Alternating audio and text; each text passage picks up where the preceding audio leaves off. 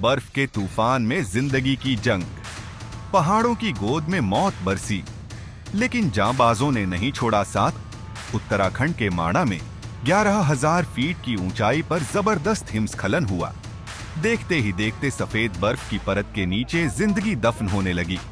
जो लोग कुछ देर पहले हंस बोल रहे थे, वो अब सांस लेने के लिए छटपटा रहे थे।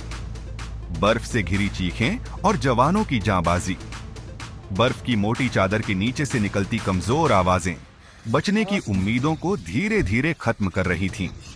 लेकिन तभी आईटीबीपी, सेना, एनडीआरएफ और एसडीआरएफ के जवान जिंदगियां बचाने के लिए जान की बाजी लगाने निकल पड़े। -10 डिग्री की ठंड, सांसें जमाने वाली हवाएं और हर तरफ बर्फ ही बर्फ। मगर इन वीरों का हौसला चट्टान से भी मजबूत था। 35 घंटे से बिना रुके ऑपरेशन जारी। 47 लोगों को बर्फ के मलबे से बाहर निकाला गया।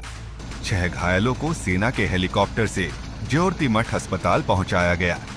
उत्तराखंड के चमोली जिले के माणा गांव में हुए ग्लेशियर हिमस्खलन में फंसे हुए लोगों का बचाव अभियान भारतीय सेना की आइबेक्स ब्रिगेड टीम के द्वारा लगातार जारी है। सड़कें अवरुद्ध होने के कारण कुल 6 हेलीकॉप्टर को लोगों की निकासी के लिए तैनात किया गया है। इसमें भारतीय सेना के 3 चीता हेलीकॉप्टर हैं, भारतीय वायुसेना के 2 चीता हेलीकॉप्टर हैं और भारतीय सेना के द्वारा किराए पर लिया गया एक सिविल हेलीकॉप्टर शामिल है। अब तक की प्राप्त हुई सूचना के अनुसार 50 व्यक्तियों को बचाया जा चुका है। दुर्भाग्य से 4 घायल व्यक्तियों की मौत की पुष्टि की गई है। सेना ने 4 लोगों की मौत की पुष्टि की। सर्च ऑपरेशन अब भी जारी। जिंदगी की तलाश में जुटी टीमें। आज सुबह माना गांव के पास हिमखंड के टूटने की वजह से कई लोगों के दबे होने की सूचना प्राप्त हुई।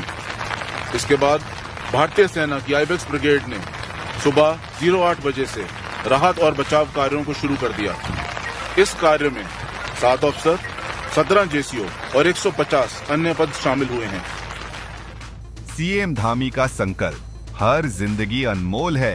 हादसे की जानकारी मिलते ही मुख्यमंत्री पुष्कर सिंह धामी ने हवाई सर्वेक्षण किया और राहत कार्यों की मॉनिटरिंग के लिए सख्त निर्देश दिए। उन्होंने कहा, उत्तराखंड के लोगों को अकेला नहीं छोड़ेंगे। बचाव कार्य में जितनी ताकत झोंकनी पड़े झोंकेंगे।